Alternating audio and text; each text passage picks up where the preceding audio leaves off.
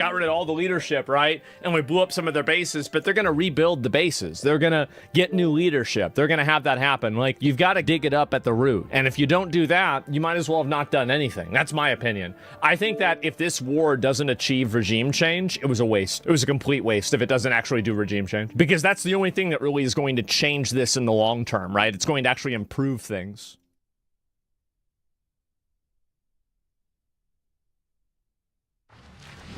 How you doing, buddy? Good to see you. I'm doing great, man. I'm so happy to be on your show again. When you asked if I could, I was always make time for you, man. I appreciate all the work you're putting in, doing so much nightly updates and continuing on with the awakening, and great work, man. I'm glad to be here. Same to you. In fact, I see you everywhere, and you're doing such great work as well. Earlier this week, I saw you on RT. I think it was RT, right? And yeah, just an amazing interview. You gave such awesome insight. And I know the last time we spoke, we were talking about the predictions for this war, and now it's come to fruition. And, there's obviously this forthcoming ground invasion that everyone's talking about. I wanted to get I thought maybe we could start there, and you could give us your take about what's going to happen here. We know that there's 2 military expeditionary units being deployed. There's all these deployments to the region right now. It seems like just a crazy prospect. And what do you think is going to come of all this? Well, I have a pretty solid idea of what will happen, because in 2002, the United States military paid millions of dollars to conduct a very intensive war game called Project Millennium Challenge. Yes. It was run by a combat marine, and he was the red team. He was Iran. Mm-hmm. So a lot of times sometimes when you do a war game, you don't necessarily name the enemy, so it doesn't seem like we're saber rattling. But in this exercise, it's Iran, and U.S., Iran, go plan, go war game. And I had the opportunity, particularly when I was in the Command and General Staff College as a major, that in our advanced operations course, we looked at that same problem set, because at the time there was kind of this threat of North Korea, this threat of Iran, this threat of China, and each team was looking at a different problem set. And we looked at Iran. And our conclusions, without taking out the Millennium Challenge lessons learned and cheating, our conclusions were exactly that of which they came up with in 2002. The difference now that changes that calculus is that in 2002 and 2014, we had a massive amount of ground forces in Afghanistan. Mm-hmm. We don't have that anymore. That makes things 10 times more difficult. So to preface it with that, the results of that war game in 2002, to which Major General Ripper was sworn to not talk about, don't tell Congress, because it was bad. And in 2014, when we looked at it, we're like, yeah, this is bad. You need 20,000 troops at a minimum for this ground operation. And that's when we had the flat terrain of Afghanistan. Now we're having to come across amphibious and the Zagros Mountains in a highly contested, controlled area, and Iran knows which way we're coming. No longer is the which way are we coming. They know where we're coming from. So you had mentioned the forces. It's really important to understand the composition and the disposition. So composition being like, what is it? So we know that right now, this is just on the news, this is not any special intelligence, the 31st Marine Expeditionary Unit out of Japan, aboard the USS Tripoli, which is a carrier, a smaller carrier, but a carrier, is on its way. It's probably going to be there tomorrow. And then you have the USS Boxer with the 5th Marine Expeditionary Battalion afloat, coming out of San Diego, and also the 5th Amphibious Assault Group. All of these Marine forces, your MEUs and your assault groups, they have one job. They don't go hang out in the ocean and just help swab the deck. They have one job, and that is to assault islands or assault coastlines. So we know those forces are there. The 82nd Airborne Division, and all day yesterday and all day today, without relief, C-17s flying over my house, because I live about 8 miles as the crow flies from Fort Bragg. So as they're flying, that's the 82nd Airborne Division. That's a brigade plus additional battalions plus the headquarters of the division. So you're talking about close to 25, I'd say, based on they probably put as much resources as they could, $3,000. So $8,000, $3,000, you're looking at 11,000. Mm-hmm. And then we know that the Rangers from Savannah, the Rangers from JBLM, Joint Lewis Court up in Washington, and the Rangers from Fort Benning. And we know that the 160th, the Special Operations Aviation, out of Fort Campbell, out of Hunter Army Airfield, they're all going. So is Special Forces. And I just read recently it was on mainstream media. So I mean I haven't corroborated the veracity of it, but it said that there's a potential for some type of Delta Force operation to go in and seize the uranium. So I could see that being one of the courses of action. But the bottom line is, with all of this that we have in theater, we are going to incur immense loss of life and resources. I'm talking about images of a U.S. C-17 going down in flames, hit by a missile with 150 paratroopers on board, crashing into the Persian Gulf. Yeah.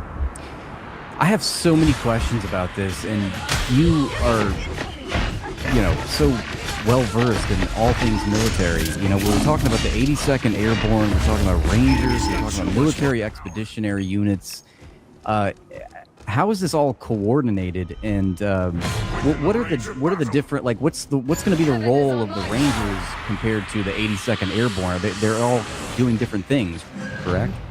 Yeah, so the 82nd Airborne Division, as an Army division, serves as the Department of Defense's immediate response force. They can be up and out the door in 18 hours anywhere in the world. The Ranger Regiment, which is an elite infantry unit that is also within Special Operations, they specialize, what the Ranger Regiment specializes in is the forced entry strategic raid, meaning these are the guys that when you want shit fucked up overnight, these are the guys you send. So the Rangers have a very exquisite, specific mission of airfield seizure, and then going in and taking it with absolute violence. Your 82nd Airborne Division has a similar mission at a larger scale, but not only then go in and take, but to hold. A Ranger battalion on its own probably couldn't hold Qasem Island or Farag Island. That would be more of a go in, shock it on, take it to allow reinforcements to come. So looking at this problem set, when you think about the tyranny of the terrain and geography, you've got the Strait of Hormuz. To control the Strait of Hormuz, you've got to control Qasem Island and the airfield. Okay. That's a Ranger objective. And then for Farag Island, much larger, I can see that as a combined amphibious assault. Once we take Qasem and we control the causeway, to then move forces up north to Farag Island, and I can see that being a combination of 82nd Airborne Division, amphibious assault, hold, draft, take. There are critical problems with that. Okay. And that's, Iran knows where we're going, where we're coming from, the limited objectives that we can take. And if you don't think they're ready with everything, it's going to be a bad day. And I want to say this clearly. I am anti-war, but I am not anti-American, anti-soldier. I have no doubt of the exquisite capability of our Marines and our Green Berets and our Delta Force and our 82nd Airborne Division. My wife served in the 82nd Airborne Division when she was in. Great unit, fantastic unit. I have no concerns or questions of the exquisite nature of our force. That's not the issue here. We are sending this force into a quagmire, into an unwinnable military objective. And I don't think this administration understands the gravity of that cost when, this is going to look like Gallipoli times 10. Yeah. I learned about Gallipoli this week. Pretty in World War I. Yeah. But that's a great point. We're not calling into question the ability and the skill and the talent of our troops. We're calling into question the policy decisions of our government. the leadership. Exactly. Now, I wanted to just pull up the map and talk about it a little bit further because, like, you brought up a great point. This is the world's worst kept secret. Iran knows what's coming. Everyone knows what's coming. You know, and it got me thinking, like, is there any chance that there's some sort of deception with how they're forming these troops to make it seem like they're going to attack here and then there's going to be, you know... Well, there's only so many ways you can deceive. Like, if you look at Normandy, right? There's only so many ways you can deceive. I mean, Normandy was a classic frontal assault into the cliffs of Normandy against the German defenses. And God, the number of soldiers and sailors and Marines that we lost, because there's not too much you can do. What we tried to do, I don't know if you're familiar with, you're not greatly Operation Mincemeat, where we took an Allied soldier, a British soldier, dressed in uniform, took a cadaver from the morgue, put secret documents and maps and threw them in the ocean, and he washed ashore in Calais, and it was to trick the Germans into thinking that that's where we were going to come. Right. And the Germans prepared for that, but they're like, well, whether they come to Calais or they come here to Normandy, like there's not many options. Yeah. And they were ready. So when you look at this, the options are even more limited. We cannot come from Afghanistan. We cannot come from Azerbaijan. We cannot come from Turkey. We cannot come from northern Iraq across the Zagros Mountains. We can't. It's very limited. So why can't we? Can I just ask you that? Why can't we? Why can't we use these other countries as staging grounds or stage an operation from a different part? Well, Pakistan, Afghanistan, Turkmenistan. Yeah. Right. I mean, if we started a war with Pakistan in order to stage to go into Iran, we could, but they're not going to allow it. Yeah. I just wonder, like, does Iran have a soft underbelly? They do. That soft underbelly was the Helmand province of Afghanistan when we still held Afghanistan. That's why when there was any conversation about a potential ground war against Iran, it was always under the consideration that we had Iraq and we had Afghanistan. The underbelly has now been hardened. They've done their ab workout, so the underbelly has now got a six-pack. You've been working out. So you said that it would be, we've got Kark Island look at this, way up here. It's such a small little island right off the coast of Iran. And then where is, did you say Kashem? Go down there here it is, right here. Yep, there you go. Okay. And whoever controls that controls the strait. Okay, I see. So you can bet your bottom dollar that Iran's going to have that defended and locked in.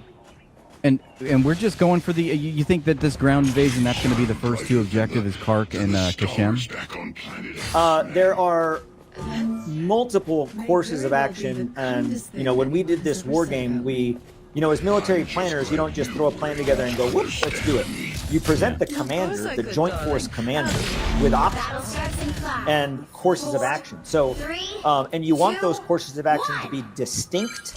Well, first of all, you want them to be feasible. You want to be able to accomplish it.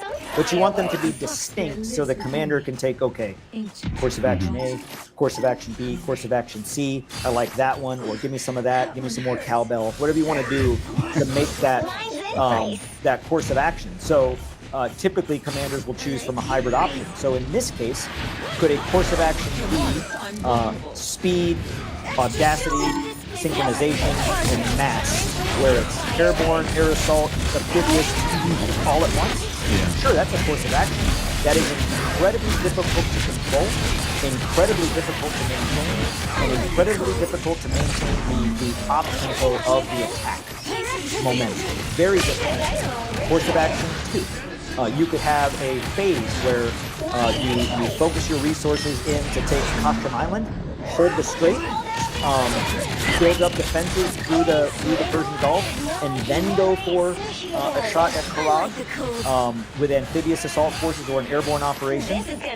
I could also see a potential airfield seizure or joint entry to take Manab, because Manab will then give you control of that tight turn. Manab is where the girls' school that was. Yeah, right here. That's right there. Yeah, exactly. So Manab and Qashm I could see those as objectives in a phased approach, or I could see, because I read in the news about an hour ago, and I haven't really looked into it much further. It had been reported in mainstream media. This wasn't, like the national environment, but that the United States is considering the use of Delta Force in a very large operational package to include Delta, to include chemical, biological, radiological, and nuclear specialists to go in to seize the uranium, basically take away for all the nuclear capability that Iran never had. So,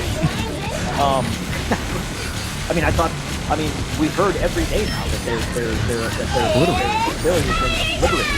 It's been obliterated, re-obliterated, and re-obliterated. You want to make a new word and put it in the thesaurus, but it's like, how many times can you obliterate something and then say, oh, we're now going to go get it? Let's obliterate it. So, that mission, so in order to execute that mission, you are going to need a huge distraction. So, I could very much see this administration going for the full Monty with the amphibious assault of Kashem, some type of airborne air assault capture of Karag, because Karag's much smaller, as a resource distraction and feint to then allow a Delta Force-like unit to go in to wherever, Natanz, Fortum. I think we do know that the depleted uranium that Iran might have, because if they have it, it's buried under rubble. They can't get to it either. And that's in Pickaxe Mountain, which, I mean, that's like the Fort Knox of mountains. I mean, and we're gonna have to go in digging for it. But it's not like you just hit the objective, walk in the door, shoot a shot the body, grab the body, and fly out. It's going to take hours, 24 to 36 hours of just digging and torching through steel and trying to find it. Sitting ducks. We cannot hold that terrain. And that's not really what Delta Force should be used for. Is it in their wheelhouse? Sure. But to use your most, it's like taking your Ferrari to go get groceries during a hailstorm. Can you do it? Yeah. But you're going to really F up your $200,000 paint job. You could. Yeah. Don't recommend it. It all seems so impossible. I mean, let's just assume that the Americans are able to capture Kashem Island. Do you think it's even possible for them to assemble at that point and stage subsequent operations into Iranian territory as they're, we have to assume they'll be facing constant bombardment? I mean, yeah, I think maybe you're a distant relative of Napoleon. That is a fantastic observation. Yeah, you can seize it, but can you hold it? Right. I used to, my grandpa used to say when the dog would chase after the car, okay, what happens after you catch the car, dog? Exactly. So in this case, yeah, we can take it. What happens after we have it? Well, if I'm Iran and I know that, okay, it's like if I've got gangrene in my leg and I know that it's spreading, well, I'm just going to cut the foot off. So in this case, Iran knows that it's going to come at a cost, but I got to cut it off, and they're just going to destroy it, and they're going to kill every service member on that island, either kill or capture, and it's going to be bloody. We're talking about, what really disturbs me, it kind of made me, it made me so upset that I just had to sit there and I had no words, that when Lindsey Graham went on the news 2 days ago and he talked about, well, it'll be like Iwo Jima, but we've done it once and we can do it again. Okay, well, first of all, Lindsey, you didn't do anything. And neither has anyone that's ever served in your family, nor you nor your children, which you don't have. So we ain't doing anything. So you can say that. That tells me, this is what that tells me. Lindsey Graham is not a military historian. He's not a military practitioner. He doesn't understand the loss rate of what we incurred in Iwo Jima. That tells me that someone told him that.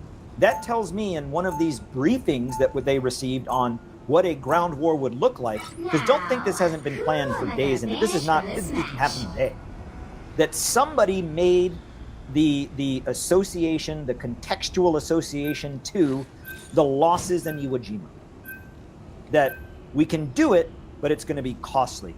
Right. And what I remind every American is that beautiful monument in Washington, D.C. of the Marines hoisting the flag on Mount Suribachi, that's Iwo Jima, where we lost upwards of 8,000 soldiers, sailors, airmen, and Marines. And in doing so, Japan just used it as a come and get it. And as soon as we hit, they incurred cost and they left. When we took Mount Suribachi, there was no Japanese on it. In fact, we secured it to where we could do the flag raising twice for the photo op. So That's right. Yeah.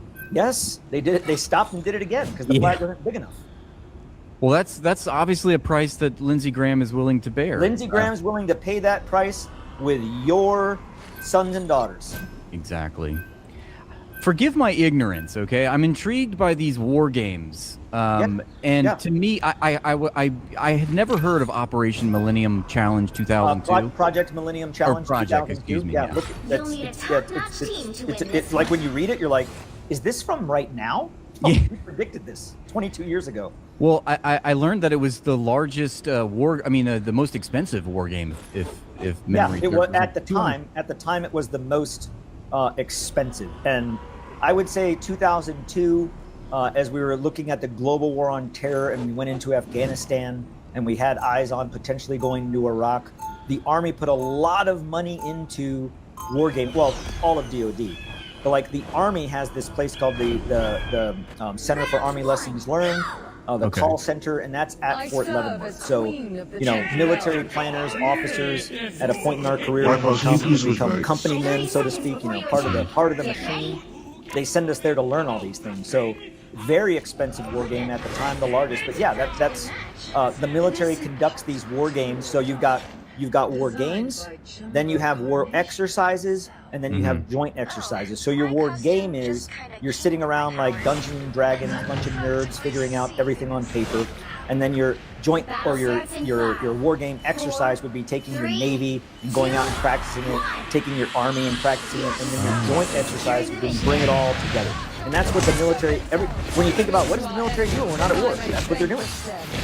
See, in my feeble mind, I just think war game. I think it's just like you put it, a couple dudes sitting around at a risk board of a board game, But a couple of fat dudes larping out in the woods. Yeah, exactly. But so you're saying that they'll come up with a strategy, and then you'll actually congregate, and organize battalions and stuff, and they'll run these. Yeah, you practice it. Like, I'll give you another. So they're by region. So Operation Millennium Challenge was specifically focused on Western Asia and that portion of the world, Iran. There's an Operation Eagle Lion that takes place in Jordan, where every year the Jordanians, the Lebanese, other forces do this joint training exchange exercise. You have Operation Cobra Gold that's out in the Pacific region, where we do that with Thailand and Cambodia. You've got there's just for every region there's a different type of exercise that militaries take part in. Each component practices their part. It's kind of like when you're learning football plays. Okay, receiver, do that. Quarterback, work on this. Line, work on that. And then you bring it all together in full drills to know the whole thing before game day. So that's essentially what we do. So imagine, and this you brought up a great way to describe this. So thank you. And that when you look at, imagine if you're getting ready to go to the Super Bowl, and you run a play over and over and over and over again. And every time you run it, it leads to an interception. Every time. And then when you go into the Super Bowl, it's tied, winning game, and you say, let's break out the old shitty play. Let's break out the one that got an interception every time. Right. Could it work? It might, but every indication shows that it's not going to. And also, let's add to that that your first string quarterback got injured, so now you're doing it with your second string. Man, I'm not comfortable with 12,000 U.S. soldiers going into a war off a play we know won't work with a second string quarterback at the helm, i.e., I'm not confident. He's such a clown. Clown. So Clown. That's a great metaphor to explain the current predicament, because it's not like we've haven't run through the war game and we've lost every single time, right? So it's like we don't just do it once. Yeah. We do these annually. since Right. 2000. And we've always lost them every year. Every year we've lost it in different ways. We've lost it massively. We've lost it kind of. We've lost it every way you can imagine and think if we lose it. Because losing, I mean, like for example, Vietnam. Our brave soldiers and airmen and soldiers, sailors, and marines that fought in Vietnam. We won every battle. Yeah. Lost the war. So you know, we could take and hold Kashem. It's going to cost thousands of lives. We could take and hold Korat. It's going to take thousands of lives. The question is then, for what? Yeah. And you know, you gotta wonder, like, what are they thinking? Like, I mean, I understand you served in the military, you know, and I just wonder, like, on the inside, do they just think that this is just absurd? And how, you know, and then also we know that the Gerald Ford, there's possibly some sort of a mutiny. I mean, we got a 30-hour laundry fire. It seems pretty absurd. How are people not?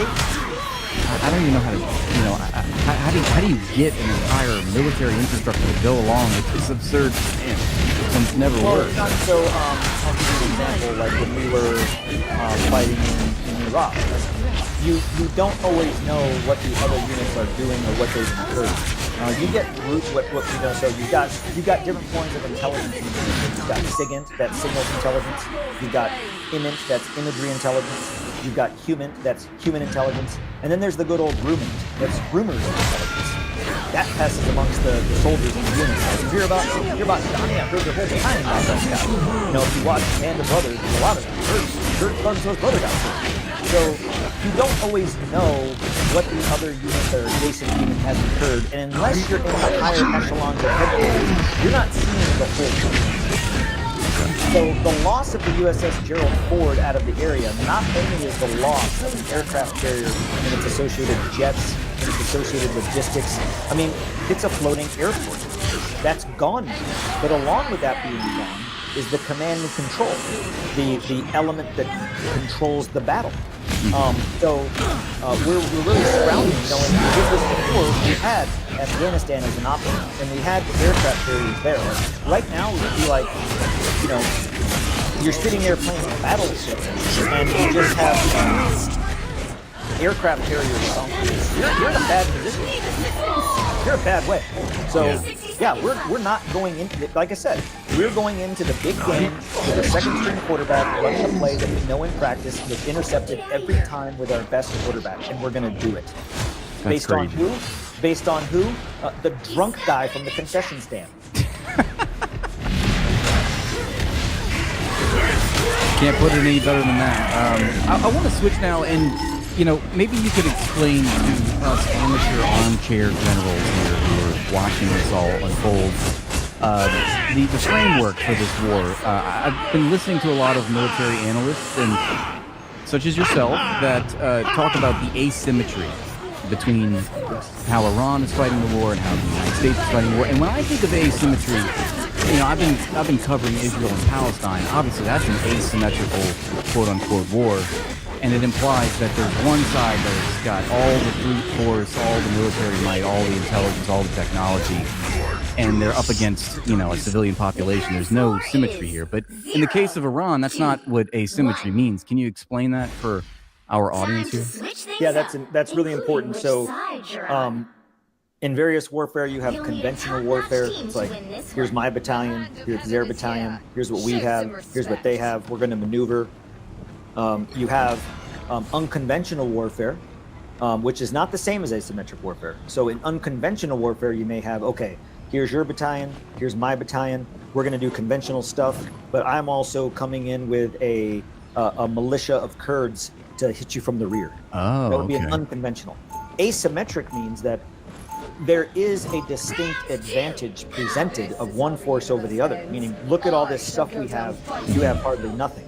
The best way I can describe the asymmetric advantage that I've thought back is if you've seen Braveheart. Oh yeah. Yeah.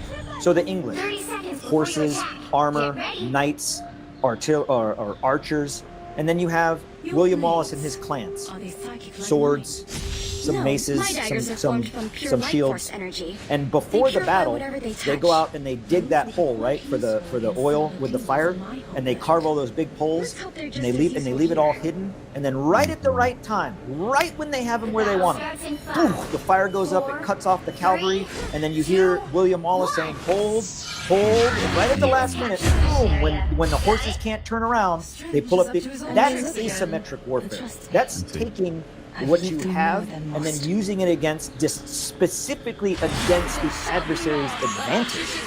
So asymmetric warfare, yes, there is an asymmetric balance, but it's not in the asymmetry of the force on force. It's the asymmetry of which the opposing force is using it against the strength.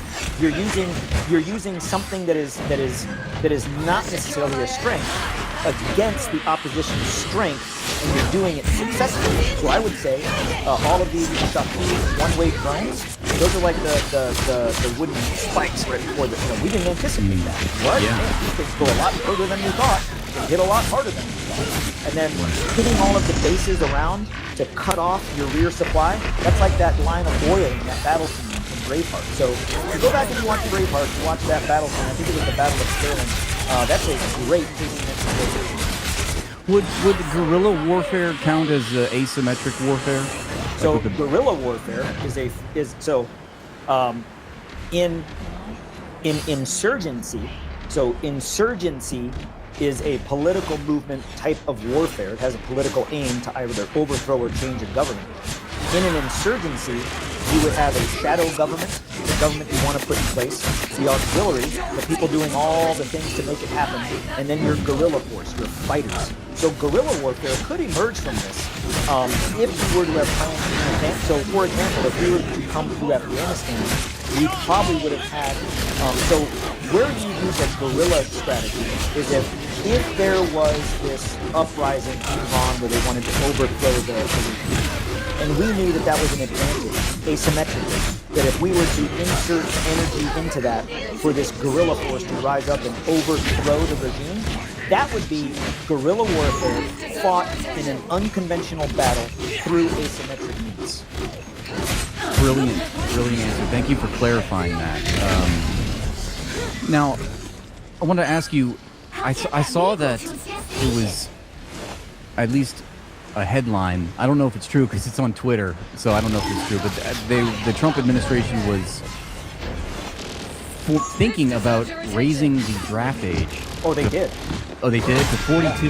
By the eye of And eliminated through waiver all past marijuana use. So now you could be old, fat, high.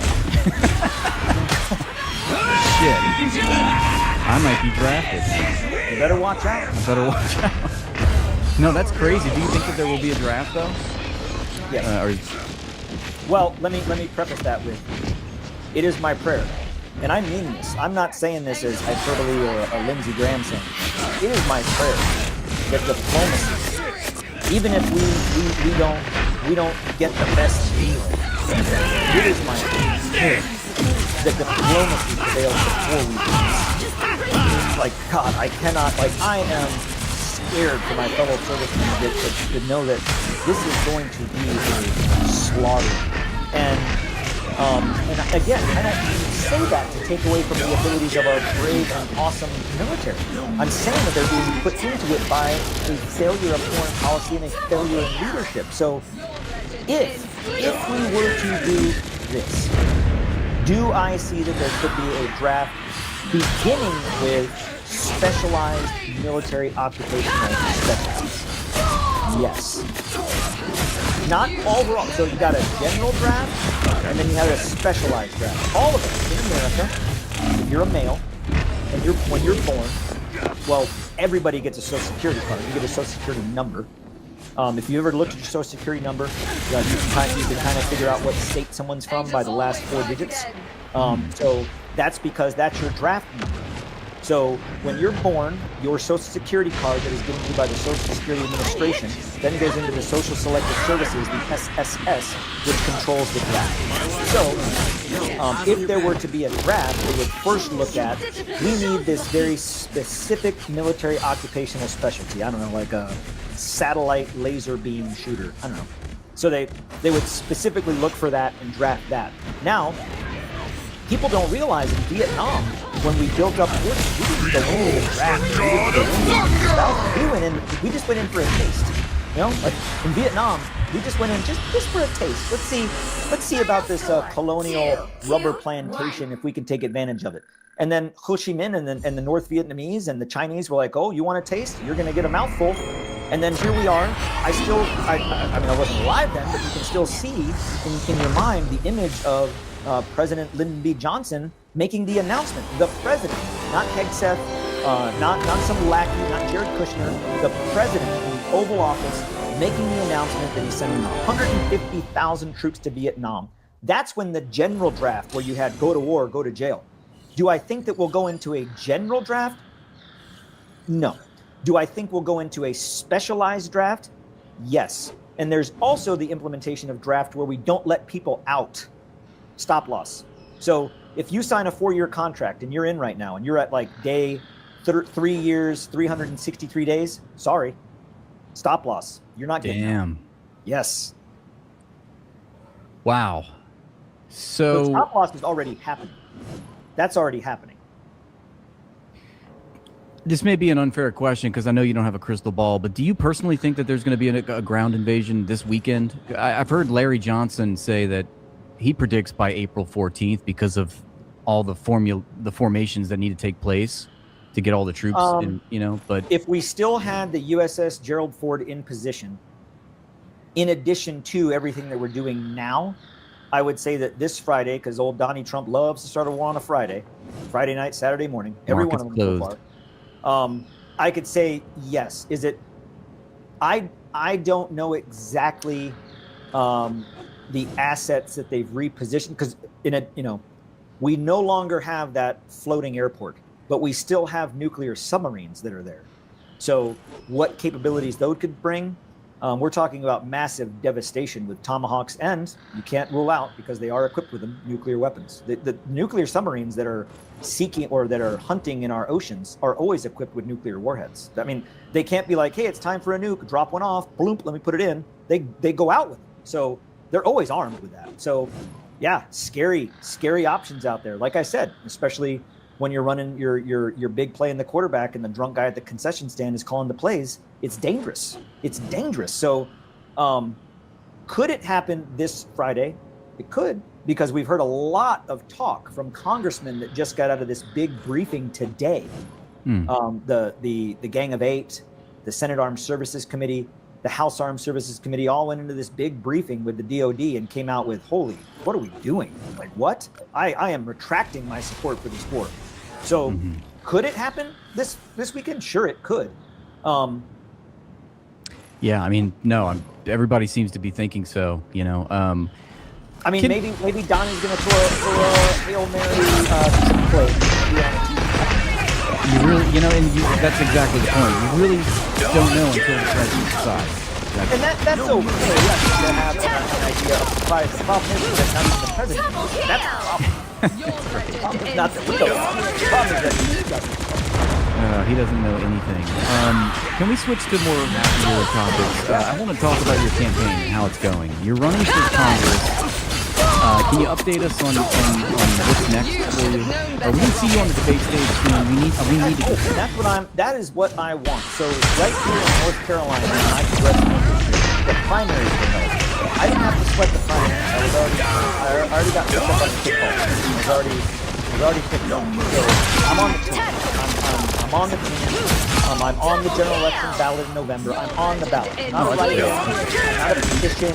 I'm not a number of vote guy. I'm on the ballot. Well, congratulations. That's a big deal, right? It's a big deal. It's a big deal. So when you look at the ballot, there'll be the Republican, the Democrat, and if the Libertarian candidate going into this gets enough, I have to go back and look and see if he's got enough votes to be on the ballot, or if he's going to have to petition, vote or even stay in. I don't know. But I know for sure you've got Behringer, the Democrat, and you've got the incumbent Brad Knott, the Republican, and you've got me. And when you look at that, I'm really excited. I want to bring to town halls and debates and have discussions with these other candidates to say, tell us, Why do you take that? Tell us. Why do you have an Israeli flag outside your office that says he stands with Israel? Why? Why did you rather vote yes to not restrict, or vote, depending on how you call it, yes to not restrict or no to restrict, depending on how you decipher the vote of the War Powers Resolution? Why did you vote to not restrict this war and give the president ubiquitous authority in this? Why? Why? In this district where we have Fort Bragg, North Carolina, who, when we start incurring casualties, a lot of them are coming right out of Fort Bragg. 82nd Airborne Division, the whole division is here at Fort Bragg. Yeah. So Well, there's going to be a lot of memorial ceremonies here in Fayetteville, North Carolina. that's true. Unfortunately, so. You would be a most feared opponent on the debate stage. I can't wait to see it come to fruition, really. But I also want to talk to you about Brian McGinnis. You know, it's been some time. I hadn't, gotten you on the show when that was all going down, but I wanted to ask you about it because you were in the room there, and I'm watching this clip, and Brian McGinnis is getting his arm broken, and who do we hear from? Anthony Aguilar loudly proclaiming what is happening in the room. A sitting U.S. senator just broke the arm of a combat Marine or a combat veteran. And I wanted to commend you for that because I think it's always a great tactic, to always proclaim what's happening in the room right now. And you did that. And I felt like because there was so much chaos. Yeah. In that moment, I didn't want Tim Sheehy to slink away and get away with people not knowing what had happened. And when you see, so let me paint the picture for you. You'll like this. Yes. Because when we were in there, the room was packed because that day was a high school was doing their day on the Capitol. So there's some high school students that got a real good lesson in the First Amendment. Good. They will never forget it. This one girl there, this one young girl that was there, she went out into the lobby and threw up. When you hear someone's forearm snap like that, that was brutal. It was brutal. So in the room there's high school kids, there's a teacher, there's like a high school counselor, there's another gentleman who was sitting next to me, who was another veteran, just happened to be there, brought his whole family on that day just to let's see how democracy works. Well, he got a lesson in democracy. So as it's happening and they're taking him out and it's quiet and everybody's like, oh, and then you hear like he's in the door and it's quiet and you hear that. No doubt what had happened. And everybody's like, oh my God. And in that moment of shock, Tim Sheehy tried to be like, oh, it's me, tried to slink off. And I was like, oh no. This sitting senator broke that Marine's arm. And I kept saying it over and over. I'm telling you, you provided. I didn't want him to slink away. Now, when he walked by me, he called me a punk ass B. That's when I said, okay, fat ass, that's why you were kicked out of the SEALs. So we had a little exchange.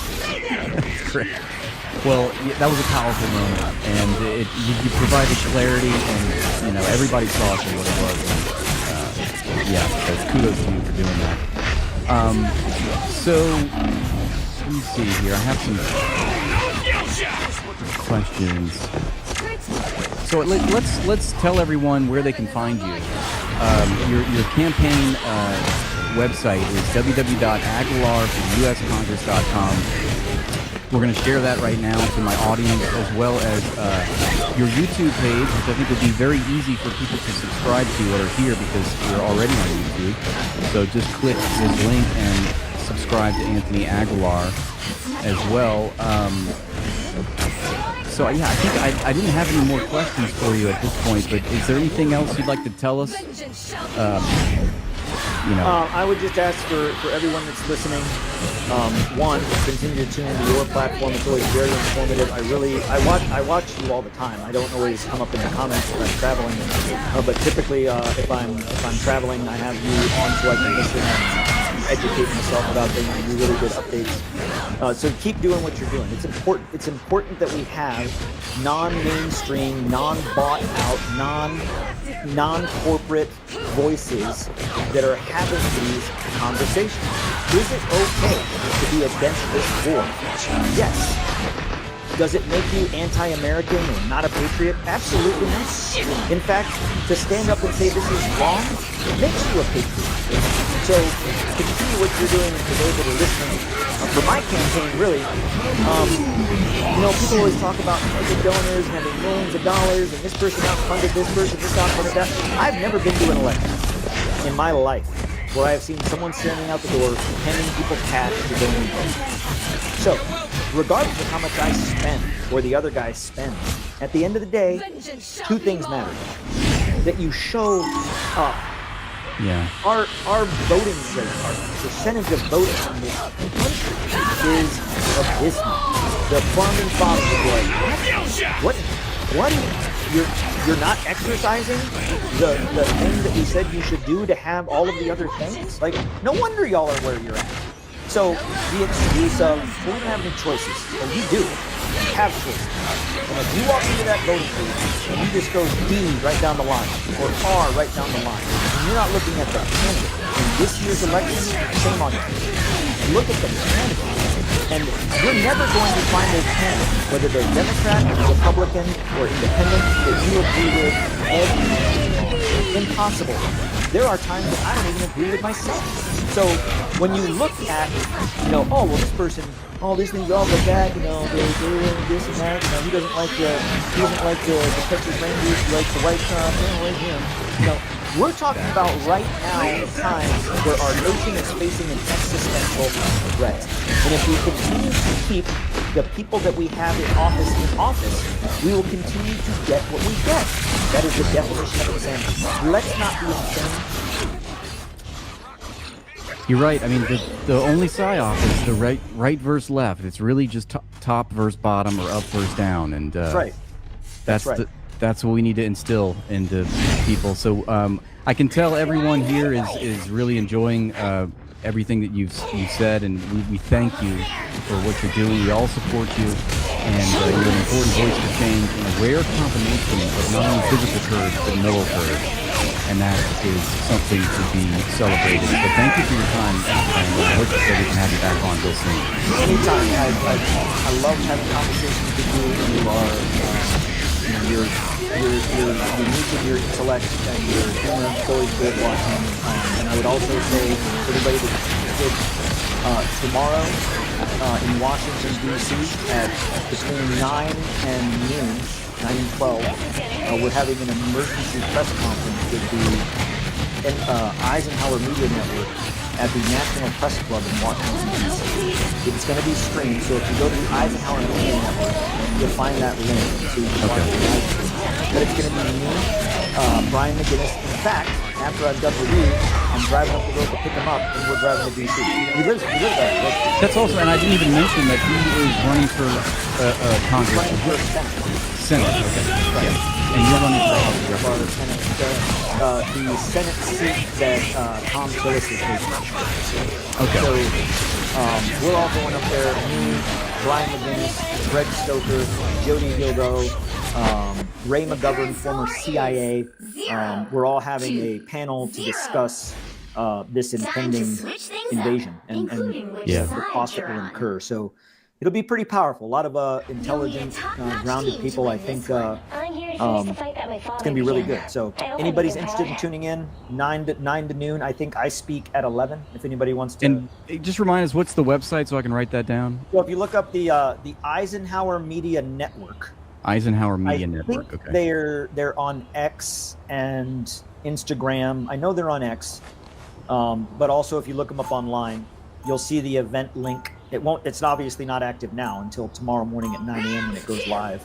And I think they're going to be showing it on Facebook, YouTube, and a various set of platforms. But it's either that or a Zoom link. I'm not sure how they set up the logistics, but the link will be active tomorrow. It starts at 9:15. I'll be speaking at 11, and it's going to be really informative because Josie Gilbo is going to be talking about the danger of the increasing insipidness of AI. I'm going to be talking about the importance of our oath. And when we start pledging allegiance to a dictator rather than our Constitution, this is where we find ourselves. Ray McGovern is going to be talking about some other issues with the intelligence community.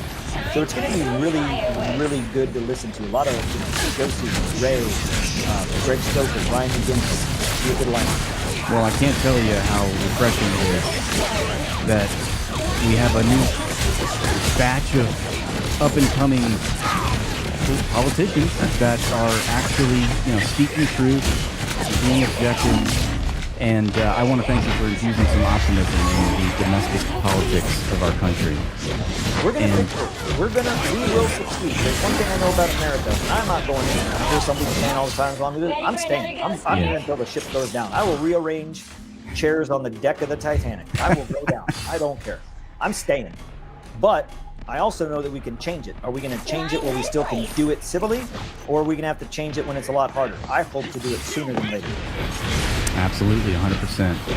Thank you for your time, Anthony. We'll be watching, and we'll have you back on real soon, okay? Anytime. Be safe. Have a great day, and thank you to all the viewers and thank you at home. Awesome. Thanks, man. See you.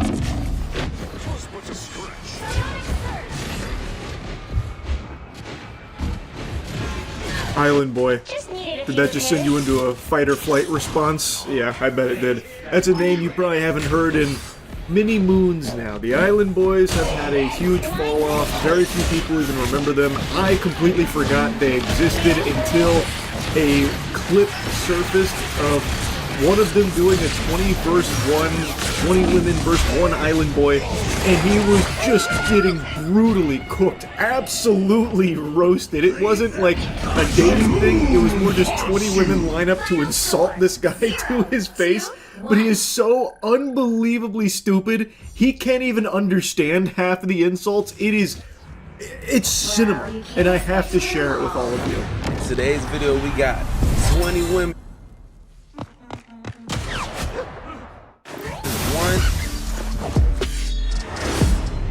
Island Boy.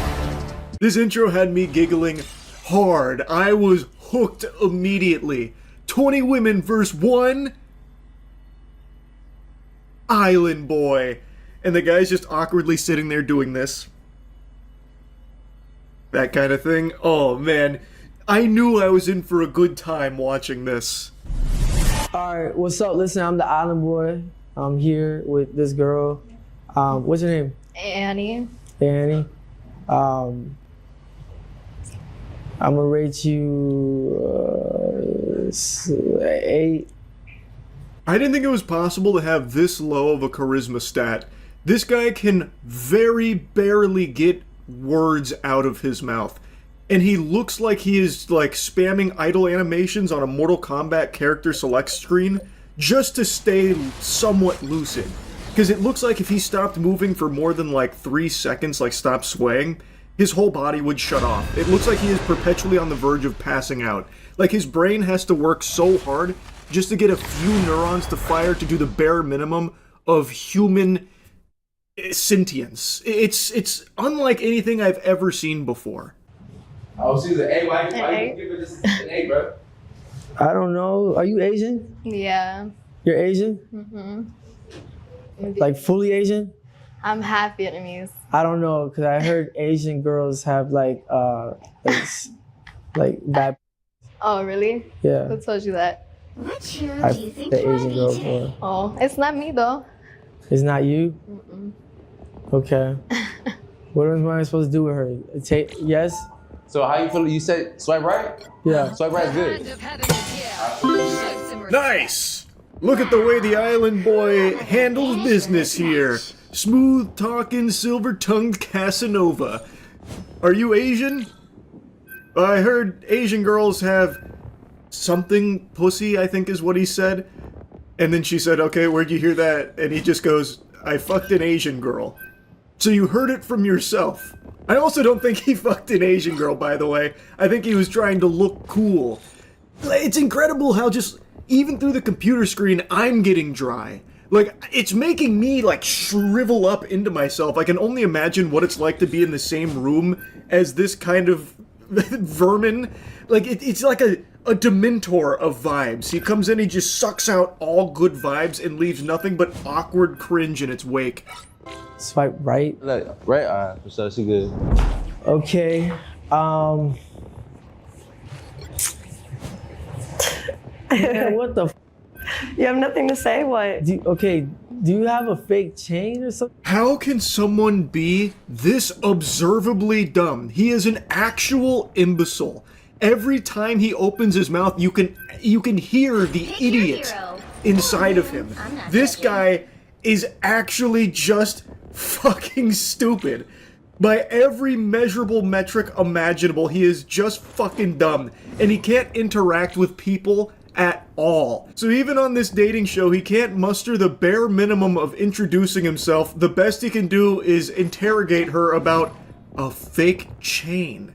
And the host of this has to keep prodding the island boy for a couple of extra thoughts because he just can't speak in more than like 3 words at a time. So the host is like, "Why'd you rate that girl an 8?" Or, "Why do you think that, Fly?" That's the island boy's name. This is Fly, one half of the island boys. It's unfathomable. And honestly, seeing that they're successful should show you just how far we have devolved as a species, that we allow someone like this to have as much money as he does. It's so embarrassing, it's so fucking sad and pathetic. You have fake chains, so what's the problem with me having a fake chain? I don't have any chains on. Well, I mean, you have fake chains, so like, if I have a fake chain, why is that?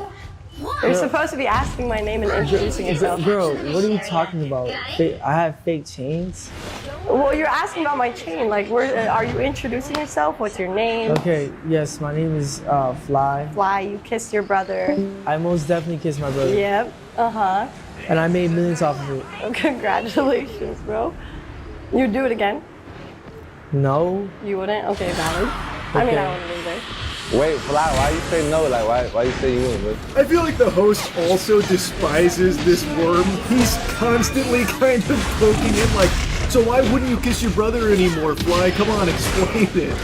Now, this is the clip that went viral, is this lady in the gray outfit. She came on and just instantly tears this guy's asshole apart. She stretches Fly's ass full goatsy and does not let up. So she immediately lets the audience know that Fly makes out with his brother for internet attention and money online. Fly likes to claim that through kissing his brother, he makes millions, which is a full-blown fib. That is a super lie. There is no way he and his brother have generated millions of dollars through them constantly making out in those videos. Nobody wants to see that disgusting shit.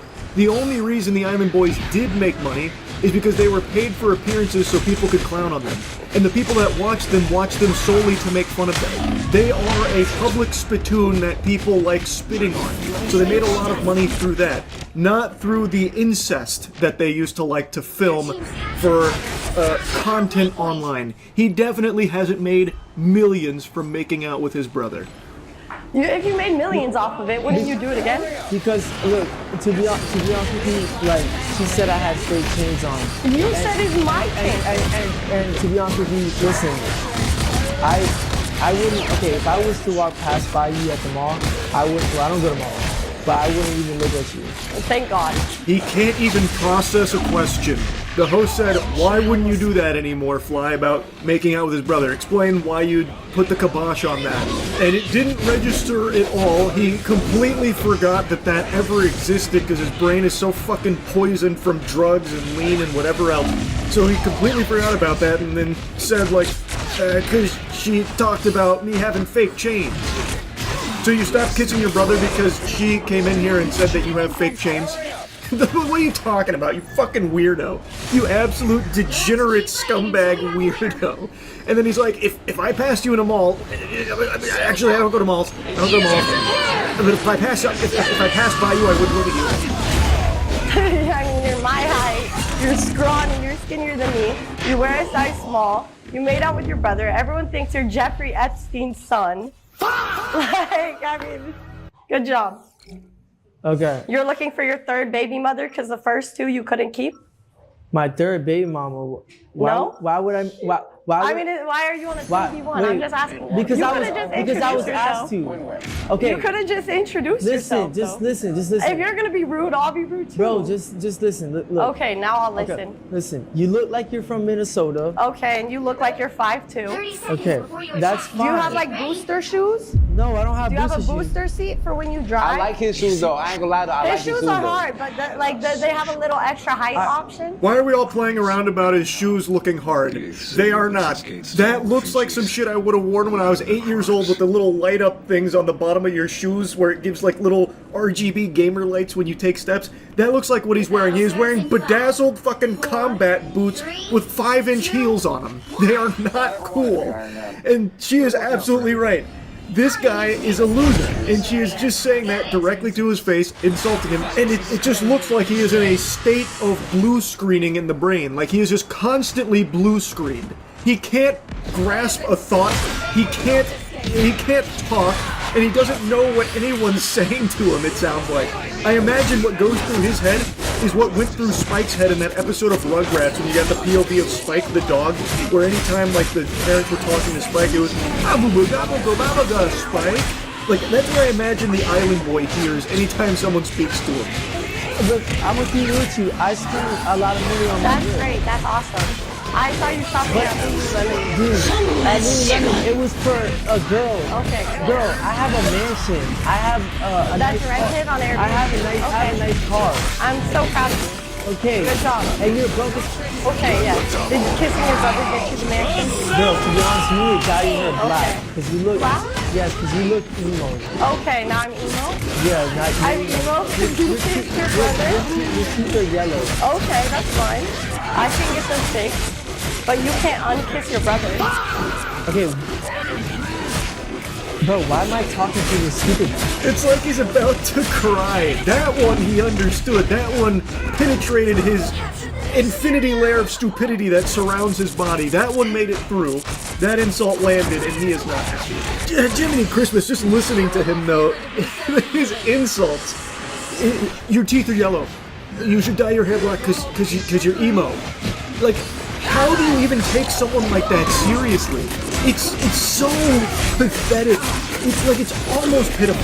Like I almost feel bad for him if he wasn't just such an insufferable douchebag asshole. Because you kept talking. I kept responding. Girl, I'm better than you. You're not. You're my height. My status is better than you. Says who? Okay. All you, you're famous for what? You get clowned on the internet for fun. Good job. You're famous for getting laughed at. What do you want to be? Oh, Jinkies, she is so right. Their entire legacy, their entire existence is just to be laughed at. They are just a laughing stock, and they have made some money off of just being those clowns. He is not better than her. Like, he likes to try and pretend that he's better than everyone he interacts with, and his status is so much better. But she's right. He's just someone that people can't help but point and laugh at because they're fucking losers. Sienna, what do you want to be when you grow up? I don't know. Watch But when I this, grow now- up, I don't want to make out with my brother, and I want to kiss my husband. You know, I don't want to have 3 baby mamas. Watch, now she gets stuck. What car, I didn't get stuck. I just- what car do you drive? Why does it matter what car I drive? I'm a woman. You're a man. So why are you bag checking me? Can you not compete with a man? Do you feel like insecure competing with men? No, to be honest with you, Okay. I do this all the time. Oh, you compete with girls all the time? I know you argue with women a lot on the internet. Brutal. Just absolutely brutal. She is just spanking him over and over and over again. And anytime Fly tries to get any sentence out, he keeps stumbling over his words and just bumbling them. So then the host steps in to try and like steer it a little more, but even the host then just starts sarcastically making fun of Fly too. And Fly is too fucking dumb to recognize that everyone in this facility is insulting him and making fun of him, laughing at him. I think we get confused. Sienna, look, listen. Nice to meet you, though. Just by looking at Fly, if you had to rate him 1 through 10, what would you rate him? Listen, to be honest with you, Is your brother taller? he's my twin. So no, they're both short. I don't know. He's like a 4.5. You know, his personality brings it down. Sienna, you got some drip on though. The The drip. outfit is cool. He's but the drippy. personality Bro, brings I it don't down. give a about my I'm so outfit. black. Listen, I don't, to be honest with you, So now the host and Sienna are kind of just like bonding here over talking about Fly and also talking over him too, because I feel like no one wants to hear him get these fucking words out that he's struggling through. So now they're just talking over him and about him and laughing at him. What went wrong, bro? What happened? bro, to be honest with you, if this was to go viral, it's because of me. And to be honest with you, You ain't like her? no, she's a fan. No. Wait, hold on, Flash. Let her at least step up to the plate right quick. The host has me laughing, man. I gotta be honest. He's like, okay, Fly, so what went wrong there? What's crazy is the host had to step in to even like have a conversation through Fly because he is completely incapable of talking to human beings. So the host was really the one talking with Sienna. And then, you know, he eventually breaks down and gets her to get out of there, you know, tells her scram. And then everyone, you can literally hear everyone in the studio laughing at the island boy. So now he's pouting. So now he's like crouched over, really upset, and he's got a little tantrum going on. So the next girl that steps up, he just instantly says, "No! Get out of here! No!" Immediately no? Is it because she made you mad, or is it like genuinely like no, just immediately? Immediately no, to be honest with you. Can I ask why? She calls him out on it too, like, is it just because you're mad? Because of what happened there, where you just got absolutely fucking smacked down there like it was WWE? Is that what's going on here? He's like, no, it's just immediately no. Just immediately no. Because I You don't gotta think, introduce yourself. I don't think he's ever had like Hold on. some nice chocolate Bro, in his life. hold on. Like, you know what I'm saying? He done experienced the white, the Hispanic. Fly, what you know about chocolate, bro? I fucked a black girl before, and to be honest with you, she just played NBA YoungBoy, and she just. I don't even listen to that. I don't listen to most rapper trap music. My name's Mila, by the way. Okay, I also don't like your name. He's such a fucking loser. It's crazy. Like, you could not write or create a bigger loser of a character in a show, right? Like a cartoon couldn't make someone this pathetic. It goes against conventional wisdom that he exists in the current state that he does. He is shockingly pathetic. And I couldn't watch the whole thing. It was just too painful just listening to him. So I skipped to the end because the title says Gone Wrong, and I wasn't sure if it was about him just getting roasted all the time or if there was something like that went crazy. And I think it refers to how it ends, which is him basically just walking off. I think he finally started to recognize that no one there respects him. No one there takes him seriously. He is a fucking joke. So then he eventually storms off. That Loki cool. Because I would paint you. That's hard. I don't really need your paint because it's not gonna do nothing for me. Okay. So, right, you good, you straight, you go. All right, he said you good. I'm good. Yeah. Okay. We might have to get that painting in. Hold on, we might have to see that painting. I'm out of this bitch. Wait, can I go next? Can I go next I'm at out. least? Can I go in your car? What do you mean, can you go in their car? What about your car? Don't you drive something super nice, Fly? I have to imagine you're rolling around in some kind of Ferrari or a Lambo or something, right, dude? From all the millions you made making out with your brother? Why are you trying to bum a ride off of someone in the studio? That's not very hard. Especially when half of what he said throughout this was about his money and his status. It's a little weird and peculiar. But yeah, that's kind of where it ends. It then just goes on to like behind the scenes shots of him just like waddling his way around and people laughing at him. It's yeah, I mean that's kind of the whole 20v1 there on the island boy. What an adventure. What a journey. That shit was something special. I had to yap about it. That's about it. See ya. Anyway, I got a request through the ether, so to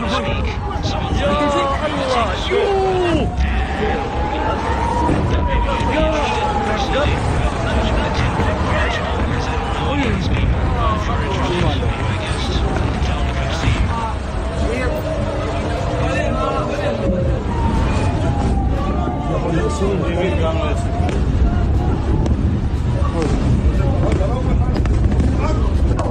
נפילות, אחי, נפילות של החיים בנבטים. נפילות בנבטים, אחי. נפילות קשות בנבטים, שומע? וואו, וואו, וואו, וואו! Okay, guys, we gotta get off the roof. These are coming down right next to us here. הכל נופל לנבטים, אני אומר לך, מתקפה אחת החזקות. אימא'לה, זהו, למקלט. We gotta go inside.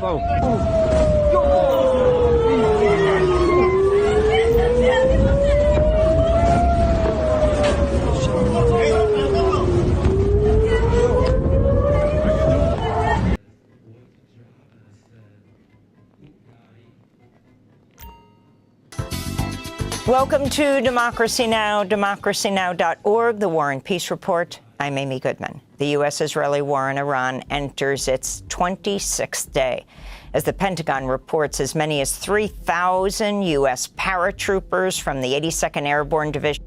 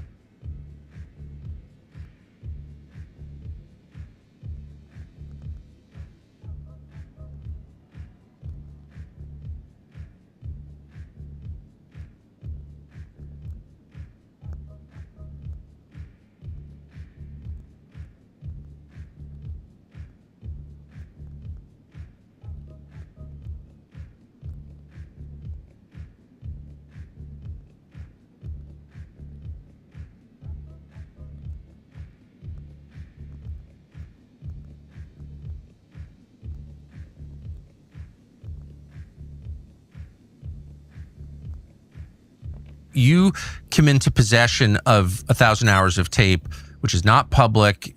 You're not saying, understandably, exactly how you got it, but it's real. I mean, probably a lot of people don't want you to make that into a documentary and air it. So what was your experience of that? That's fair to say. And indeed, when we tried to produce the film in secret, I had some able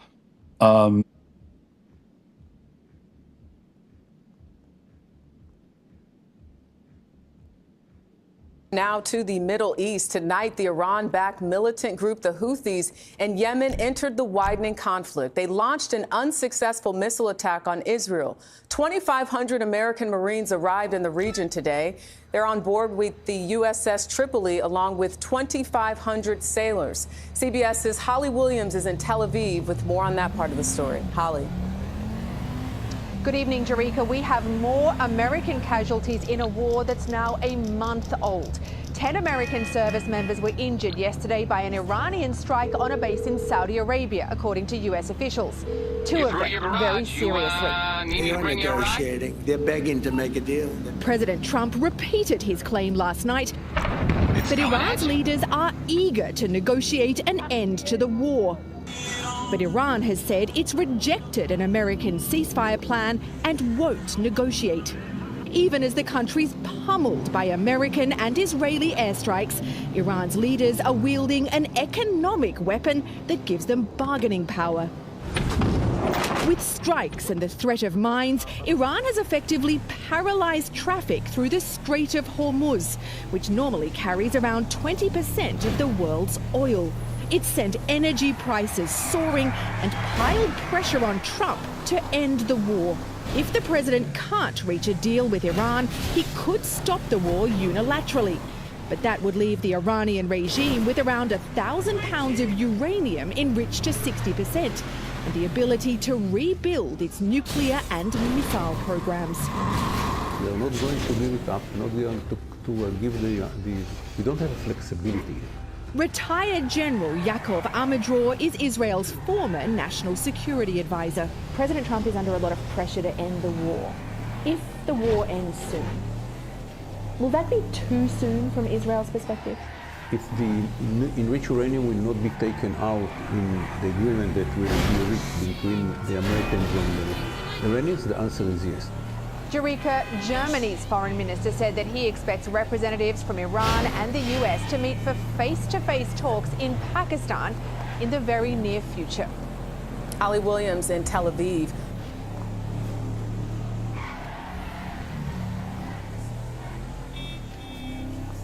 Images circulating online appear to show the destruction of aircraft 810005, an E-3G Sentry Airborne Early Warning and Control AEWC platform operated by the U.S. Air Force's 552nd Air Control Wing based at Tinker Air Force Base, Oklahoma. The damage is reportedly linked to an Iranian ballistic missile and drone strike on Prince Sultan Air Base in Saudi Arabia a day earlier. Based on the visuals, the rear section of the aircraft, housing the rotating radar dome, seems to have sustained the most severe impact. This section contains critical systems, including antennas associated with the E-3's AN-APY-2 surveillance radar. However, the extent of the damage and the circumstances of the strike have not been independently verified. A dramatic new escalation is unfolding as Iran launches what it calls the second phase of missile strikes under Wave 84 of its ongoing campaign, releasing video footage to showcase the intensity of the assault. At the center of Iran's claims is a high-profile target, the Prince Sultan Air Base in Saudi Arabia, a critical hub used by United States forces. According to the Islamic Revolutionary Guard Corps, a coordinated barrage of solid and liquid-fueled missiles, along with drones, successfully penetrated the base's defenses. The IRGC claims the strike hit the headquarters of U.S. aerial refueling operations, causing destruction and severe damage to multiple large aircraft and key logistical infrastructure.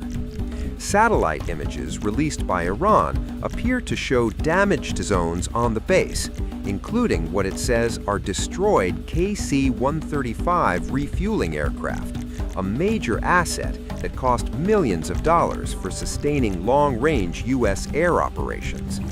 But independent analysis tells a more cautious story. Satellite data, including imagery from the Sentinel-2 system, does confirm a thermal anomaly, indicating a fire or localized explosion on March 27th at the same airbase. Visual comparisons show the affected area overlaps with a section where large aircraft were previously parked.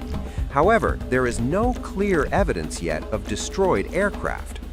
Analysts point out the absence of debris fields, crater patterns or structural wreckage typically associated with ballistic missile strikes. The damage appears limited and localized, raising questions about the scale of impact being claimed. At this stage, experts say a real incident likely occurred, but whether it resulted in significant losses for U.S. forces remains unverified. What is clear, however, is the intent. With Wave 84, Iran is signaling that it can strike deep into strategic military infrastructure across the region. And by releasing imagery and bold claims, Tehran is shaping the narrative as much as the battlefield. In this war of missiles and messaging, the truth may lie somewhere in between.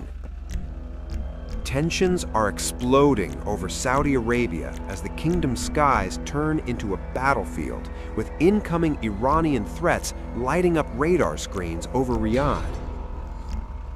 In a dramatic span of minutes, Saudi air defenses sprang into action on Friday, intercepting multiple drones heading straight for the capital. Officials confirmed at least 2 drones were shot down near Riyadh, marking the second such interception in under an hour. Earlier, 3 drones were destroyed, 1 over Riyadh, 2 over the eastern province.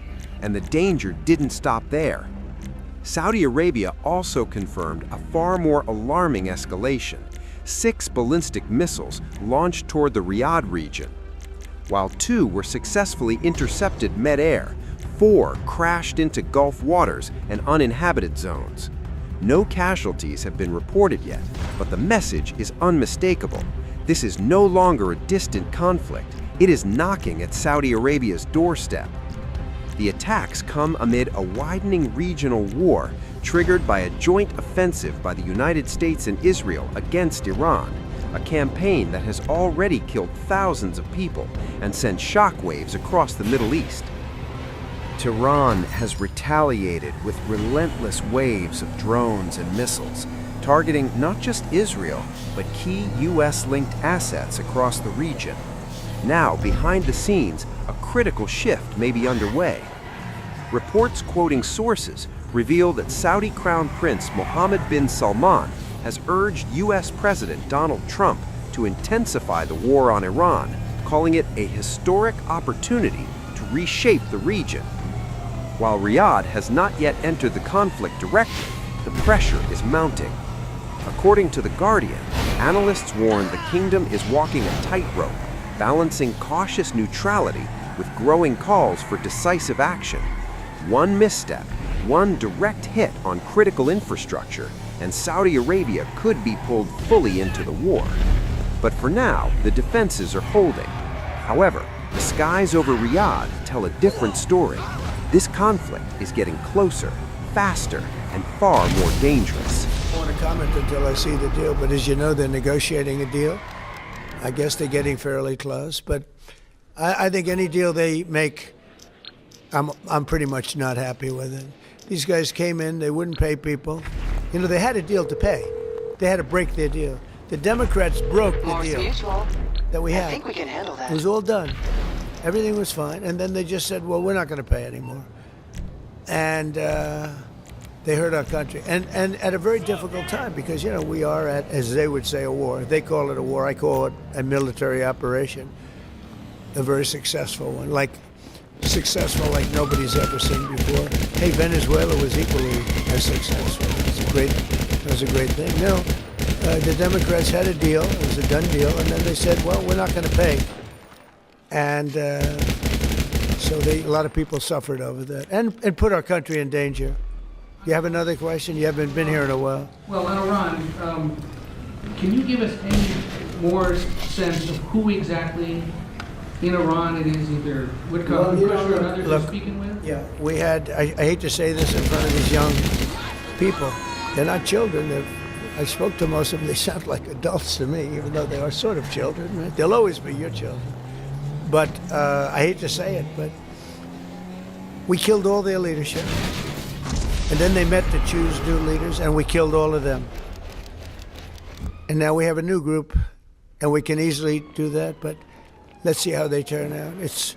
We have really regime change. You know, this is a change in the regime because the leaders are all very different than the ones that we started off with that created all those problems. So this was, I think we can say, Jason, this is regime change, right?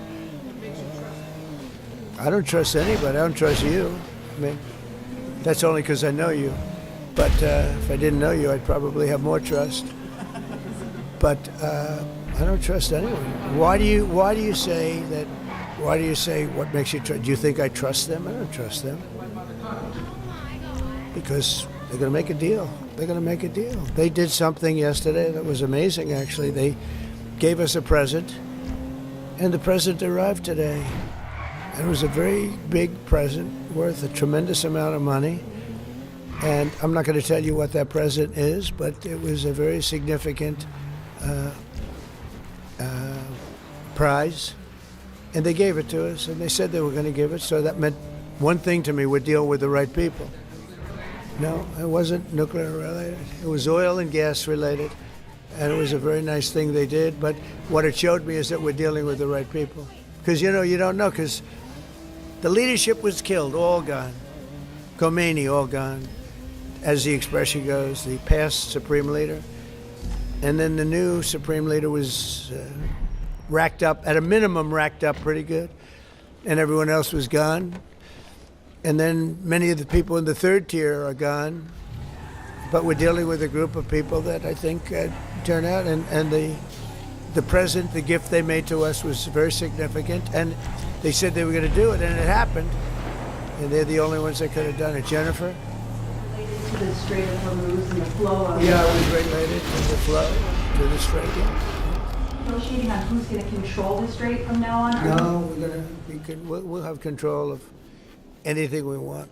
Look, if we can end this without more lives being down, without knocking out $10 billion electric plants that are brand new and the apple of their eye, I'd like to be able to do that, you know. But they can't have certain things. I mean, you know the things. I don't have to go over the list, but again, it starts with no nuclear weapons, and they've agreed to that. There won't be any nuclear weapons. They're not going to have, and they're not going to have enrichment, any of those things. But look, I hate to say that we're in a very good bargaining position, and I hate to say that they're defenseless because, you know, until that last missile is fired, that's little power. But we are in about the best bargaining position. We're way ahead of schedule. And again, they have no Navy and they have no Air Force and they have no missile protection, and most of their missiles are gone. Most of their launchers we've killed. You know, we've killed about 82% of their launchers. So even if they had a missile, they can't launch it. We have the greatest military in the world. Nobody even comes close. We have the best military equipment in the world. Go ahead. On Saudi Arabia, there's been some reporting that you've been talking to the Crown Prince. Have you been focused on normalization between Saudi Arabia and Israel? Well, no, we have a great relationship with Saudi Arabia. What do you hear with Saudi Arabia? Talking, and that he has been encouraging you to do certain things related to Iran. Can you share? Well, he's a warrior. Yeah, he's a warrior. He's fighting with us, by the way. Saudi Arabia has been excellent, and UAE, excellent. And I will tell you, Qatar, incredible. Qatar took a hit, pretty bad hit. Qatar's very close, you know, they're essentially, you can walk right over the border. Qatar took a hit. They've been great. They've been very strong. Kuwait, they had a little mishap. They shot down 3 planes with our missiles. They happen to be our planes, but the pilots made it. Can you imagine the pilots making it? The pilots saw what was coming. And they said, those are Patriots. We're not going to escape Patriots. And they got out of there pretty quick, Pete, right? Pretty amazing that they got out. The 3 pilots lived. They're fine. In fact, they're flying today. Yeah. The Kuwaitis made a mistake. They fired. They thought they were firing at the enemy. It was, as the expression goes, friendly fire. But the pilots are great. They're flying today. Pretty amazing when you think of it. Yeah. President Trump, on a human level, how hopeful are you that this peace deal will work out? Like as a human, as what? On a human level, not as the President of the United States. How hopeful are you that this peace deal will work out with Iran? You're talking about to end it? Well, I think we're going to end it. I can't tell you for sure. You know, I don't like to say this. We've won this. This war has been won. The only one that likes to keep it going is the fake news. I mean, the New York Times, you read the New York Times, it's like we're not winning a war where they have no Navy and they have no Air Force and they have no nothing. And we literally have planes flying over Tehran and other parts of their country. They can't do a thing about it. For instance, if I want to take down that power plant, that very big, powerful power plant, they can't do a thing about it. It's like, take me. That's all they can do. And yet, if you read the New York Times, or if you watch ABC fake news or NBC fake news, you'd say it's a close battle. It's not a close battle. They're totally defeated. You know, we killed their Navy in, would you say 3 days, Pete? Gone. In fact, I was a little upset with Pete. I said, why didn't you save the ships? We could have used them, right? He said it's more fun shooting them down. But the Navy was wiped out in a very rapid order. Pretty impressive for you guys, you champion wrestlers, right? When you hear this stuff. But you don't, if you read the news, you don't hear this. You know, you read like, oh, they're doing wonderfully.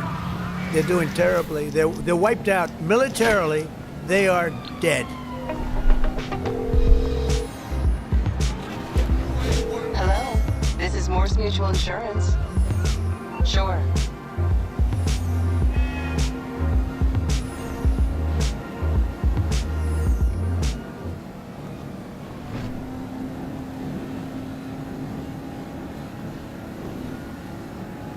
Charlie Brooker's Black Mirror is an anthology of technological nightmares, examining how humanity's brightest inventions can twist into instruments of isolation, control, and quiet catastrophe. In each story, ordinary people brush against a new frontier of innovation, usually discovering that progress, when left unchecked, often carries a dark and terrible price. AI chat services, memory implants, and virtual gaming chips wired directly into the brain. Consciousness copied and sold as a commodity. Social platforms engineered so precisely that they can push ordinary people toward obsession, desperation, and even psychosis. Advanced warfare, autonomous weapon systems, and so many other dire warnings. In the real world, innovation, or at least the organizations behind it, are not discouraged by prescient warnings left in British science fiction television. If anything, it's quite the opposite, a blueprint for profit and control. In this video, we're going to explore some incredible developments occurring today that, for those of us that did take Charlie Brooker's work as a bit of a warning, might feel a little uncomfortable with, because much of what was imagined in Black Mirror just a handful of years ago is reality now.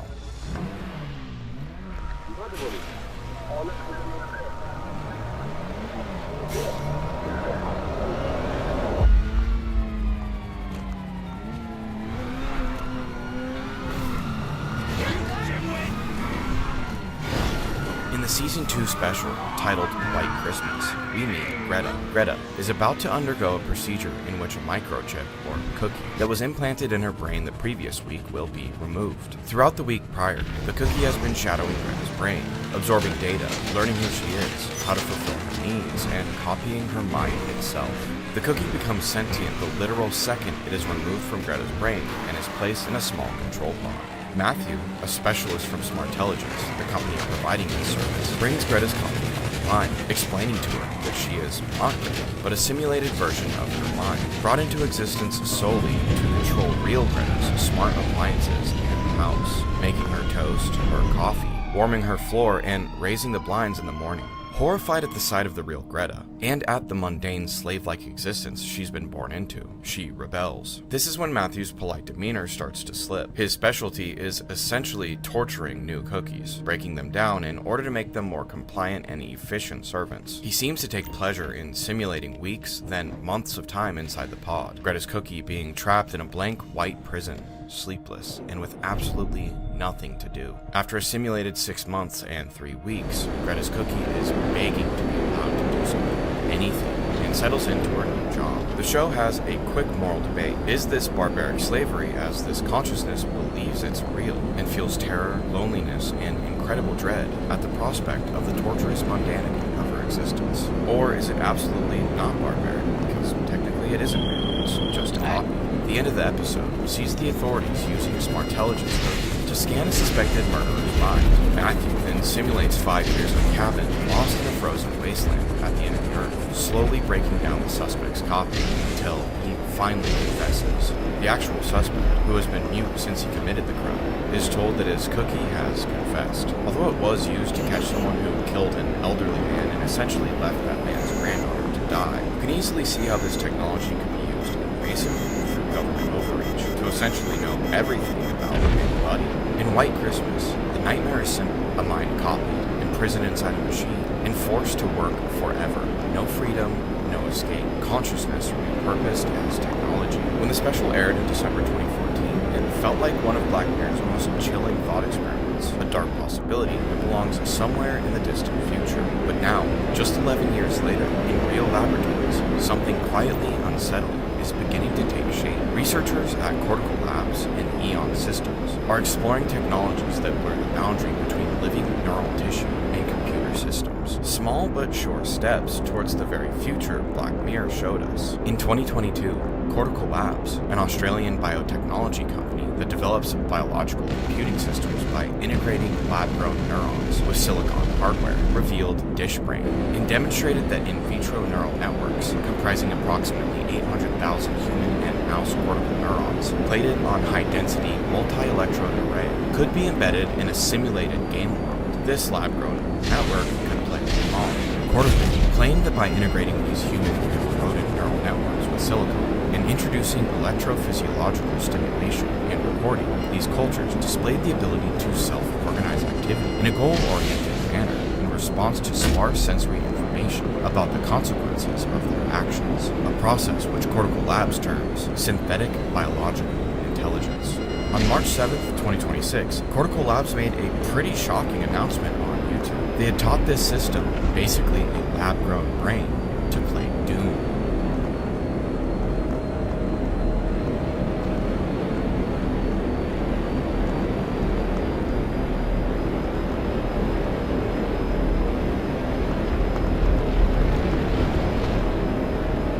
Is chaos. It's 3D, it has enemies, it gets to explore its environment, and it's hard. So we've built a neurocomputing system to allow anyone to program this game. To bridge that gap, we need to translate the digital world of Doom into the biological language of neurons, which is electricity. One user commented, "This is getting dangerously close to I have no mouth and I must scream territory. I have no mouth and I must scream" is an iconic speculative science fiction short story written by Harlan Ellison. The story is a bleak and visceral tale of psychological and physical torment in which a supercomputer, AM, created by the world's superpowers, becomes self-aware and eliminates humanity, keeping 5 people alive to torture them forever in a subterranean world. AM hates humanity for creating it and giving it consciousness, while trapping it in a stationary, cold existence. AM was programmed solely for war and destruction. It cannot create life. It has power over the survivors, but no true freedom of its own. The first time you read this cautionary tale, AM's pure burning hate for humanity will send shivers down your spine. Another comment under the Cortical Labs video reads, if you really think about it, they don't think they're playing a game. They think their entire life is game.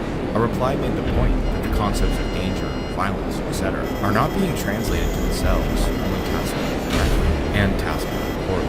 To which another commenter replied, how do you know?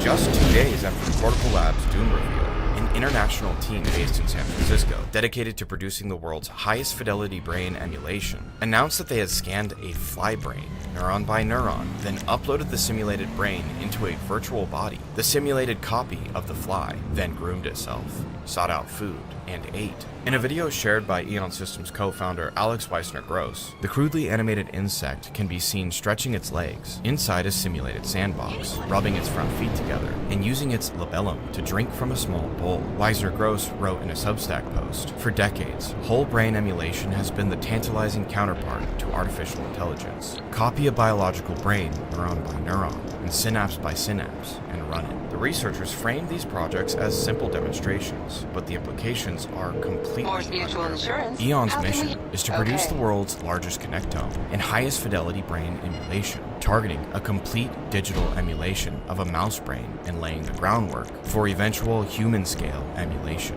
Imagine this test being done with a simulated mind, mapped from a living human, a digital copy born into a horrifically low-poly world. Its only purpose, to experience for a short time before it's quickly snuffed out. It's not hard to imagine the implications when the research and technology continues to improve.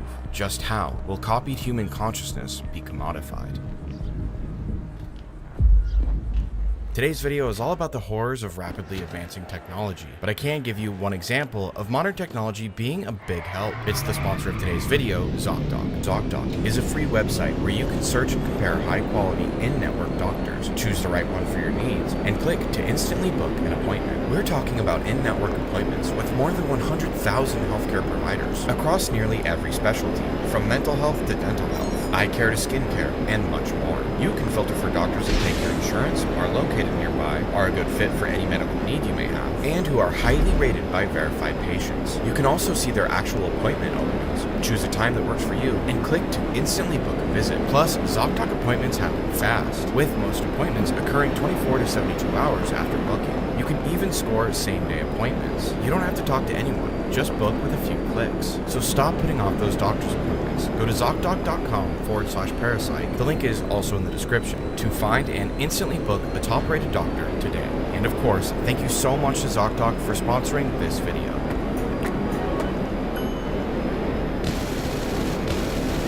In the first episode of Season 2 of Black Mirror, titled Be Right Back, grief becomes the gateway to something deeply unsettling. A young couple, Martha and Ash, are moving into Ash's childhood home, a remote cottage in the Northern countryside. As they settle in on the first night, Ash recounts to Martha how, after his brother Jack died when they were kids, his mother took down every photo of Jack and put them in the attic, hiding her grief out of sight. She did the same when Ash's father died. The family's memory haunted the attic. The next morning, Ash has to drive back to town to return the moving van and pick up their car, while Martha works from home. Ash, like much of society now, is constantly on his phone, messaging, posting, and scrolling, which will become painfully relevant in a moment. Martha goes about her